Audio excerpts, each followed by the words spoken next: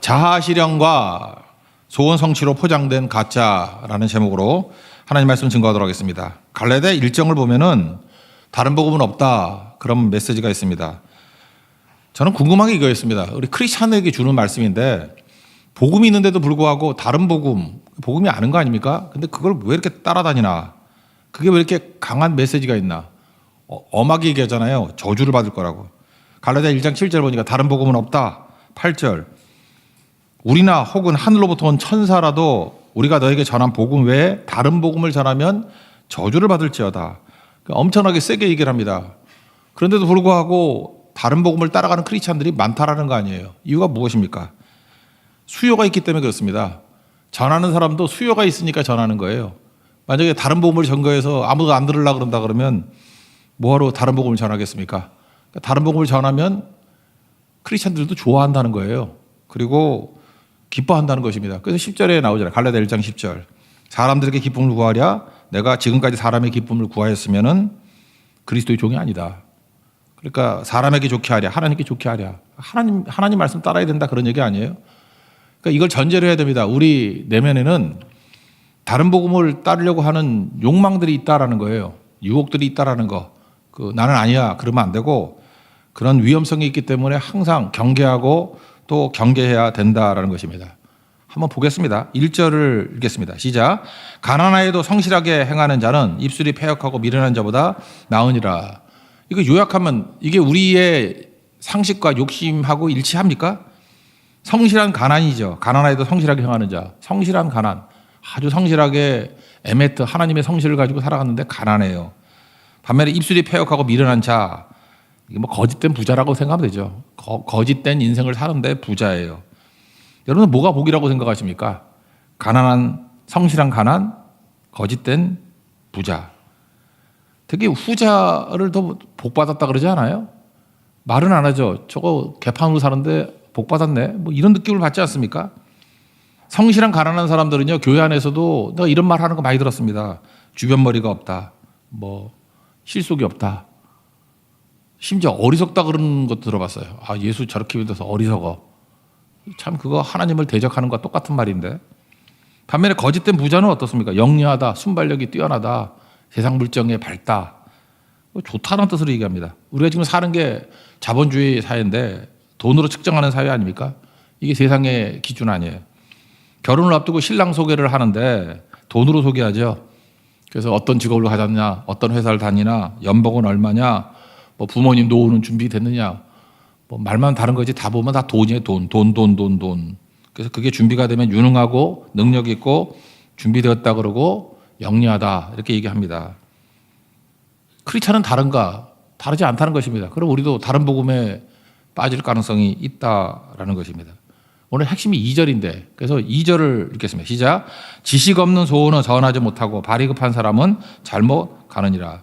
지식 없는 소원이라고 하는데 소원은 지난번에 한번 살폈는데 네페시라는 단어인데요. 갈망, 욕망, 욕심 이렇게 번역할 수 있습니다.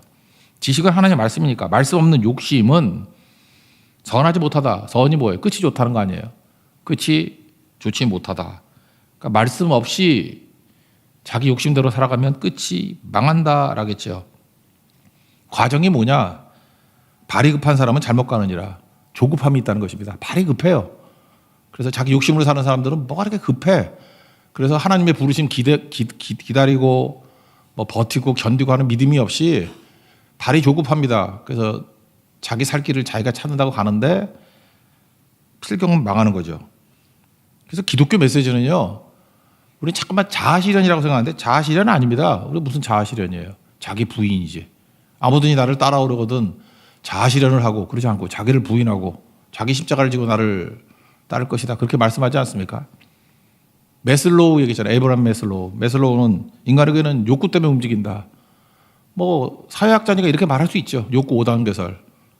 첫 번째는 생리적인 욕구. 뭐 의식주 먹고 무엇을 먹을까, 무엇을 마실까, 무엇을 입을까. 그 다음에 뭐죠? 안정 욕구. 그 다음에 뭐 불안하면 안 돼요. 안정이 있어야 되고.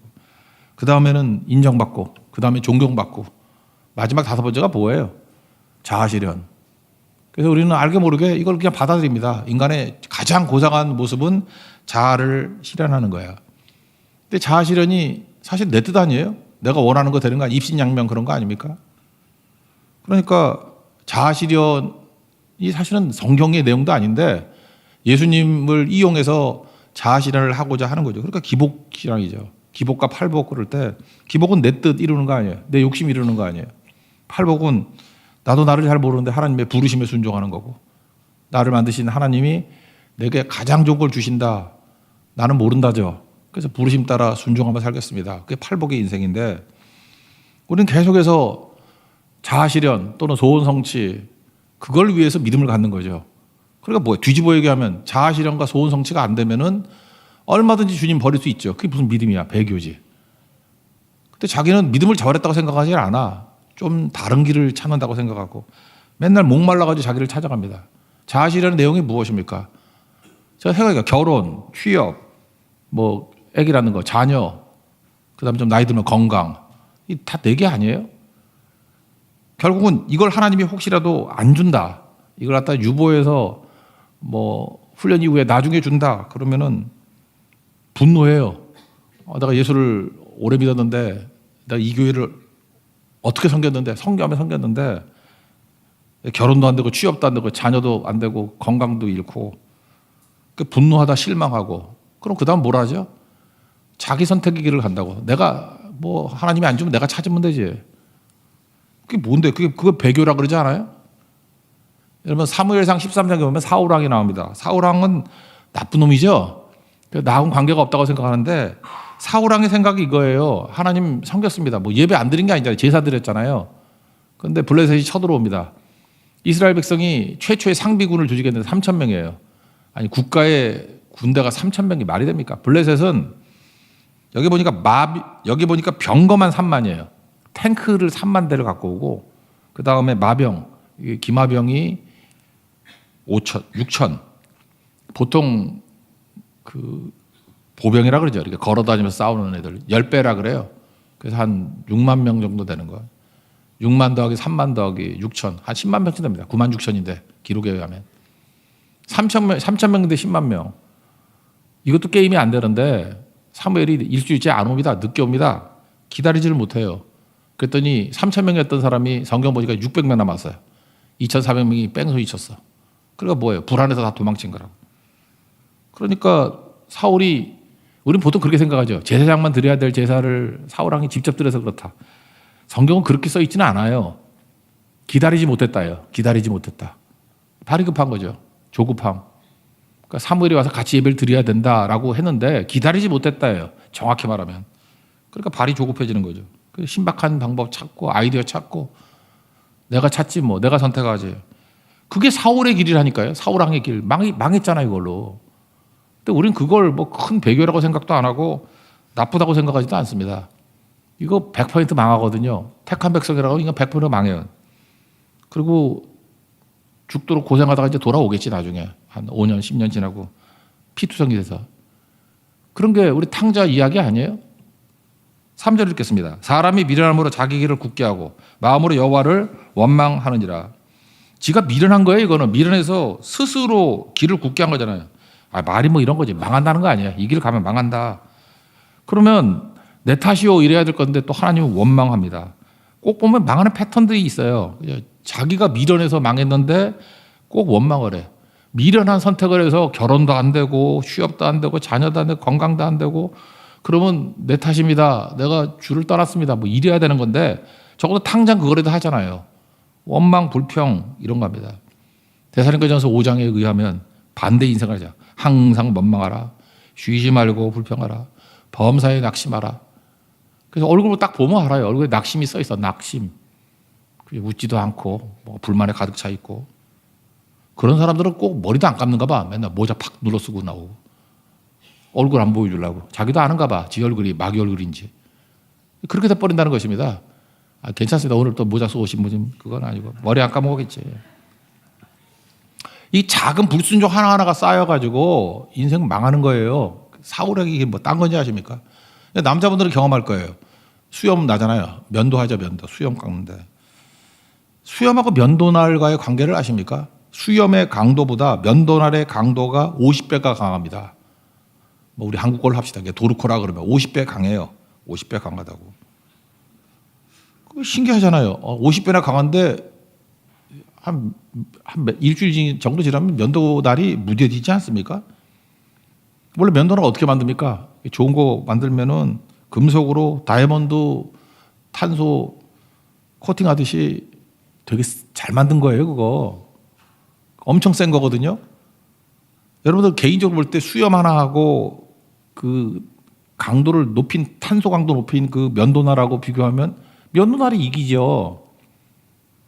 근데 하루하루 이렇게 수염에 노출하고 하다 보면 나중에 면도날도 무뎌진다는 것입니다. 그게 바로 뭐예요? 작은 욕심이에요. 수염 나는 것이, 이 털 나듯이. 욕심이 자라나면 강력한 내 인생의 칼날도 무뎌진다는 것입니다. 나중에 못 써요. 그래서 마귀가 던져주는 생각 컨트롤할 줄 알아야 되는데 그 작은 불순종. 그래서 사무엘상 13장에서 사울왕의 그 기다리지 못함은 어찌 보면 작은 불순종으로 설명하잖아요.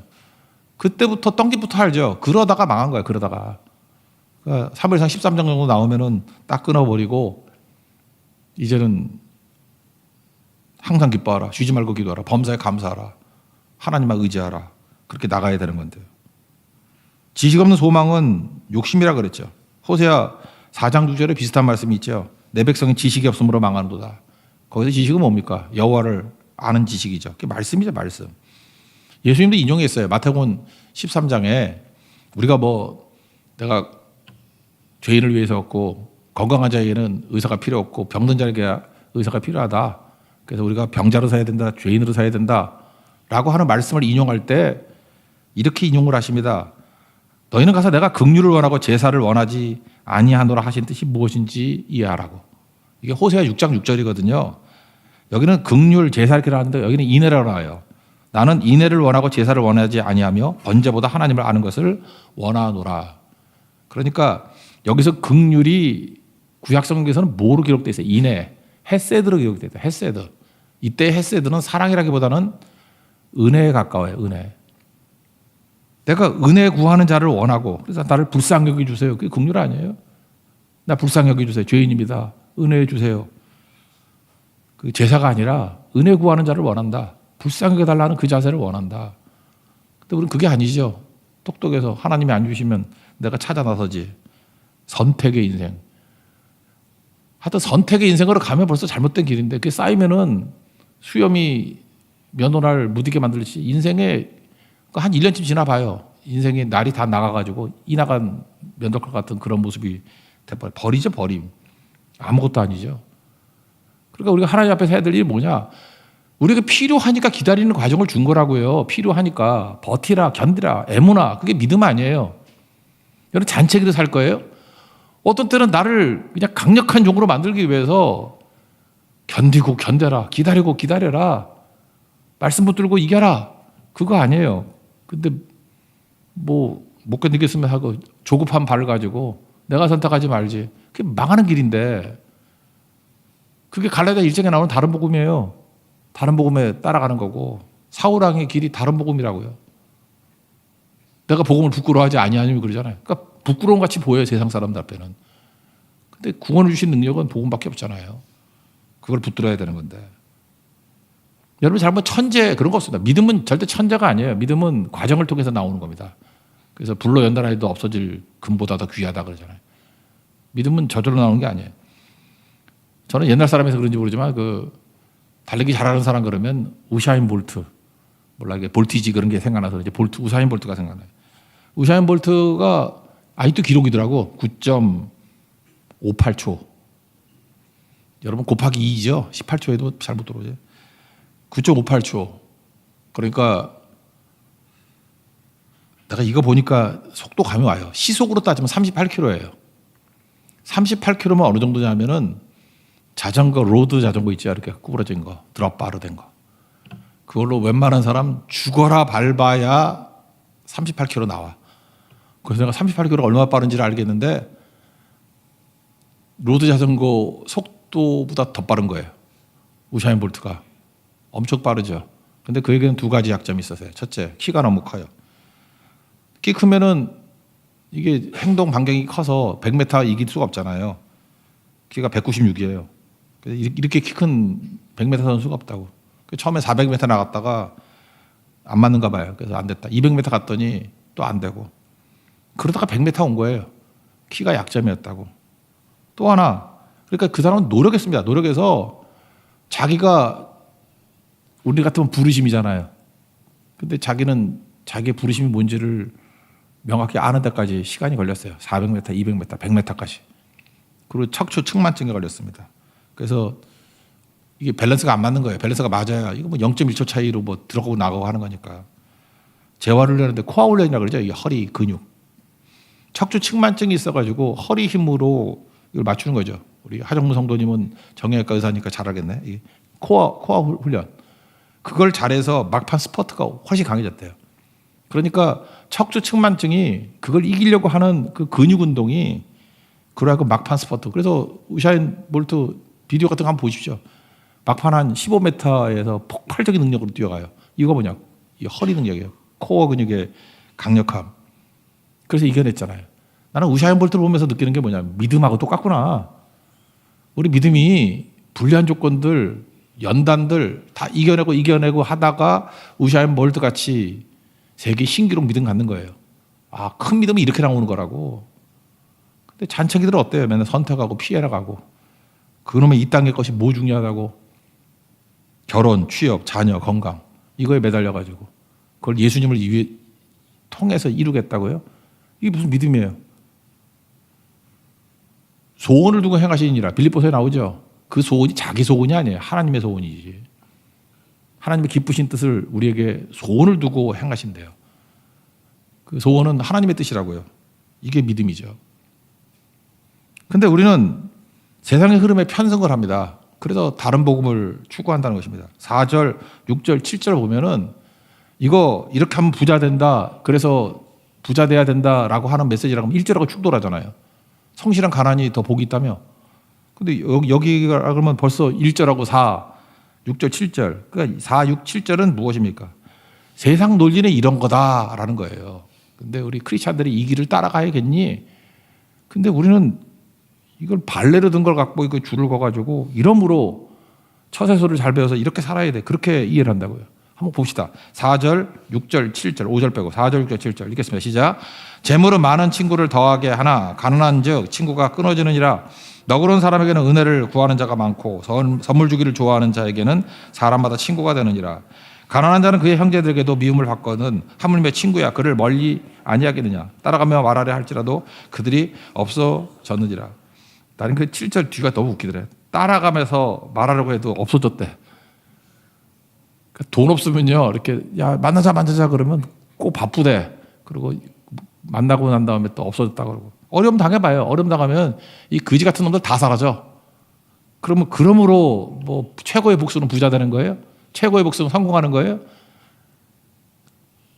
우리 크리스찬이 그렇게 살아야 돼요? 세상에 있는 분노 갖고 살아야 되냐고. 세상 논리 이러죠. 재물이 많으면 사람이 붙어요. 근데 재물 없으면 친구 끊어진다. 그러므로 부자 되자. 그게 아니죠. 선물 주면 친구 되죠. 하다못해 그 나쁜 놈들도 선물 줘가지고 막 여자들 꼬시고 하잖아. 그걸 뭐 스폰서라며 뭐나 그런 거 들어보고 뭐 연예인들 뭐 그런 거 한다며. 그러므로 우리도 돈 많이 벌어서 스폰서가 돼야겠어요? 말 같지도 않은 소리죠. 돈의 유무로 판가름한다. 그럼 이게 뭐예요? 세상이 이렇다는 거 아니에요? 세상이 이렇다. 그러면 크리스찬이 세상은 이런데 그 1절에 나오는 성실한 가난 그게 어떻게 더 낫겠니? 그러니까 세상에 이런 거를 이겨나가야지. 이렇게 읽어야 맞는 거죠. 예수님도 보세요. 예수님이 세상이 준다 그러는 부유함 얘기할 때 사람들이 벌떡같이 모였어요. 그래서 모인다고 다 무리가 크리스찬 되는 거 아닙니다. 제자 되는 거 아니에요. 먼저 보세요. 예수님이 질병을 고쳐주고 오병이어게 같이 떡 주고 먹을 거 주고 그럴 땐 막 많이 모였어요.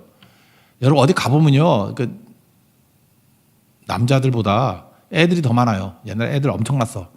부부가 예수님 당시에는 기본이 10명은 났을 거야. 좀 적게 해도 7명은 났을 거야. 우리 앞 세대들 보면요. 기본이 5이었어요. 5 그러면 그냥 적당하고 7 그러면 조금 낫네.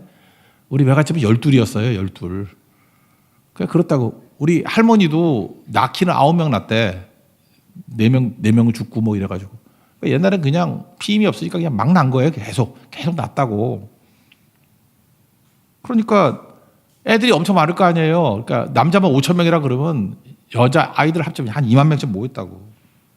그러다가 예수님이 한번 이걸 필터링 하는 거예요. 걸러요. 야, 너희들이 이렇게 병 고치고 좋다고 모였지? 그래서 예수님이 한번 걸르는 게 뭐냐면 나 따라오면은 가난해질 걸 이렇게 얘기해요. 그래서 여우도 굴이 있고 공중의 새도 거처가 있대. 인자는 머리 둘 곳이 없다.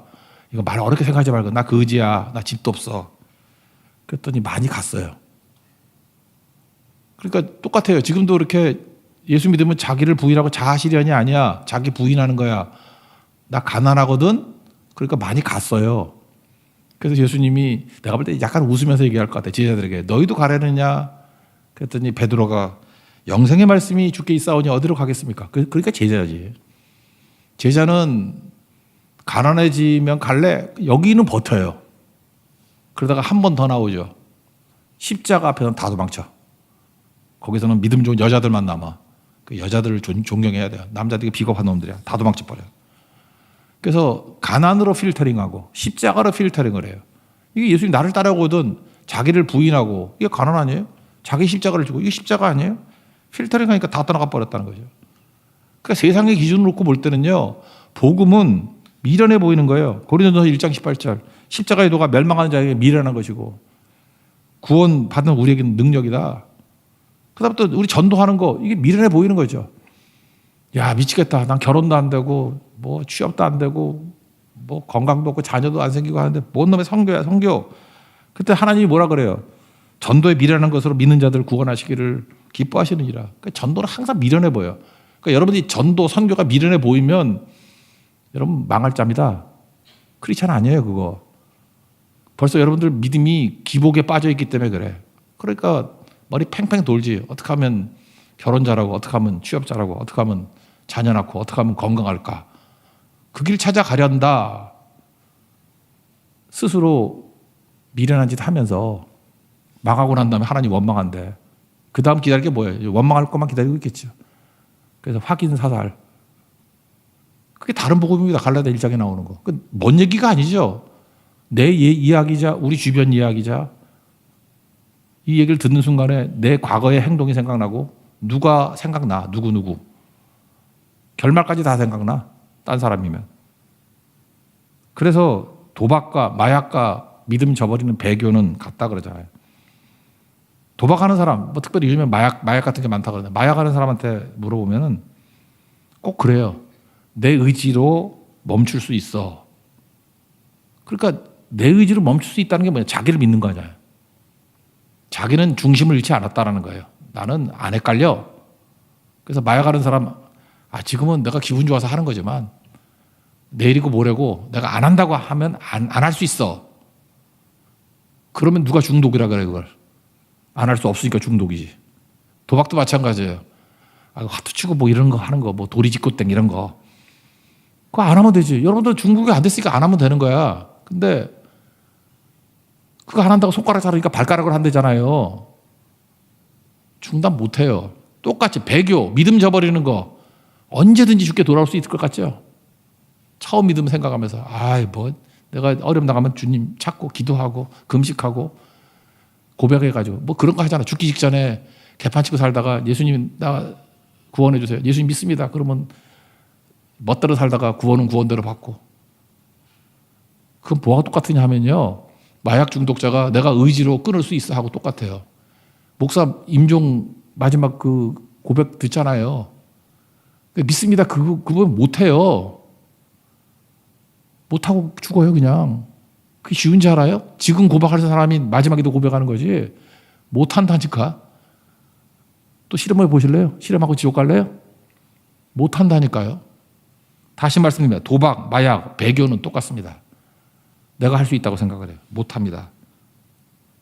그러므로 교회 안에서도 아까도 얘기했잖아요. 다른 복음이 수요가 많다니까. 그러니까 예수님 이용해가지고 결혼도 잘 될 거예요. 취업도 잘 될 거예요. 자녀도 낳을 거예요. 건강해질 거예요. 이 수요가 많으니까 맨날 이런 설교만 하는 거예요. 그래서 결국은 다 잘 된다는 거예요. 예수님 이용해서. 그러니까 예수님의 뜻과 내가 죽어야 되고 자기를 부인해야 되고 자아실현이 아니라 자기 부인이고 자기 십자가를 지는 거 그게 영생인데 천하를 얻고도 자기 생명 잃으면 무엇이 유익하리요? 여러분 천하 얻게 만드는 게 마귀 메시지예요. 천하를 얻어 그래. 얻지도 못하지만 뭐 얻으라고 해요. 그래 얻었어요. 그 자기 생명 지옥 가면 무엇이 유익이 있겠느냐? 재벌입니다. 그리고 지옥 갔어요. 무슨 유익이 있겠느냐? 부자와 나사로 몰라요?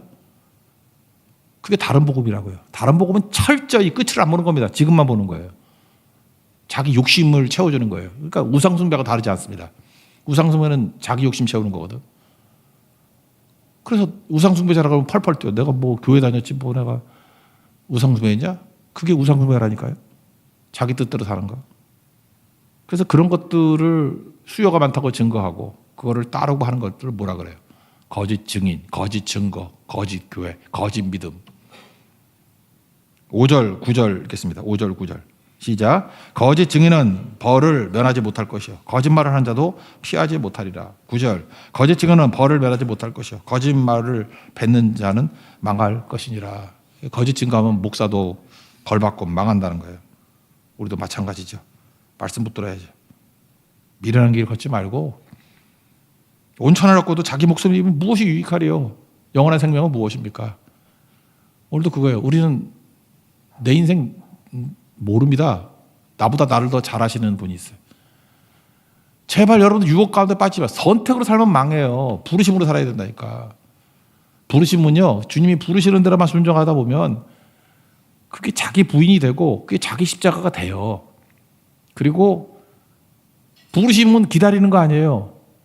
기다리니까 굳건한 믿음이 생긴다고. 환난 중에 인내하고 기다려봐요. 연단받고. 그래서 마침내 소망을 이룬다. 끝이 좋다. 토부, 합력과의 선을 이룬다. 그게 크리스찬의 삶이라는 것입니다. 오늘도 여러분들 여기저기서 첫째, 여러분 자신이 믿음 잃지 마십시오. 끝까지 말씀 기준 갖는. 그래서 지식 없는 소원, 말씀 없는 욕망이에요. 망합니다. 그리고 우리 주변에 이런 쓰레기 같은 믿음 갖고 있는 사람들이 한둘 있으면 유혹을 받아. 저렇게 믿음 좋은 사람도 흔들리고. 믿음이 뭘 좋은 거야 그게. 믿음이 없었던 거지. 폭로된 거지. 흔들리지 마십시오. 굳건하게 서서 최종 승리하는 하나님의 종 되기를 축원합니다. 자리에 일어나겠습니다. 말씀으로 삽시다. 내 삶에 들어온